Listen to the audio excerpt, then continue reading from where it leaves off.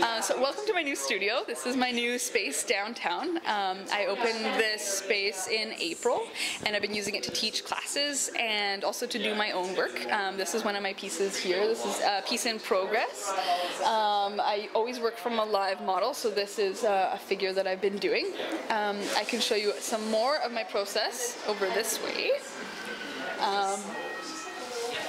So this display here is sort of talking about one way of making a portrait sculpture.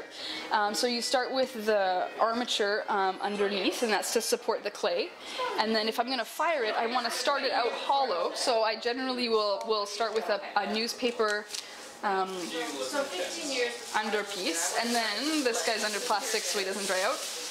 This is sort of the next stage, so you just go ahead and you apply the clay right over top of that, and then at the end, when you're all finished with the modeling, then you cut it open, you pop open the head, and you get to pull out all the brains, and you pull out all the paper so like the armature comes apart, and then you place it back together and tidy it all up, and then you take it to be fired, so you want it to be nice and hollow so it doesn't explode in the kiln.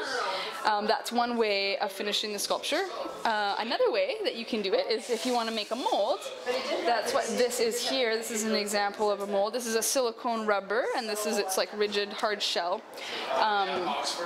And basically these two halves go together. And you can just pour whatever material you want to cast with in through the bottom. So it could be plaster, it could be cement, it could be resin, all sorts of different options. So those are sort of the two ways that I finish my sculptures.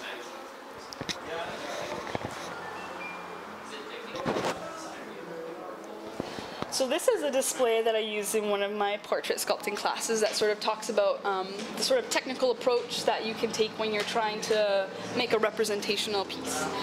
So this sort of breaks it down into how you want to simplify what you're seeing into the basic gesture and angles, and then you gradually get more complex as you progress building up the piece.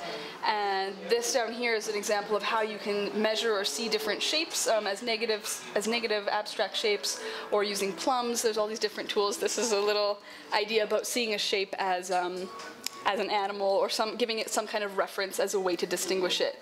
Another thing that is important to think about when sculpting is the internal structure.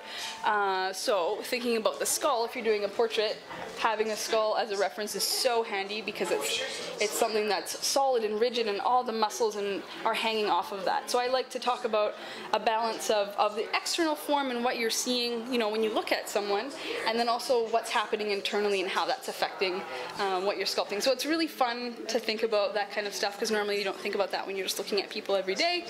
And I think it sort of awakens your mind to see things in sort of a new way. And that's one of the things I love about sculpting, and sharing that with other people. So this is how I would generally work when I'm starting a portrait. This is a really small miniature portrait, which is really fun to work on. I have my live model that I usually work from, and I have them on a nice little spinny thing so I can look at them from all different angles. And yeah, I'll just generally start it off like you were looking at before, with the basic shape, and then refining in different ways. It's really good to look at it from all different angles, because sculpture is 3 dimensions and there's so many different ways to view it. So besides just the turning, it's also really fun. You get to look down from below or from above to try and create the closest likeness that you can and capture that person.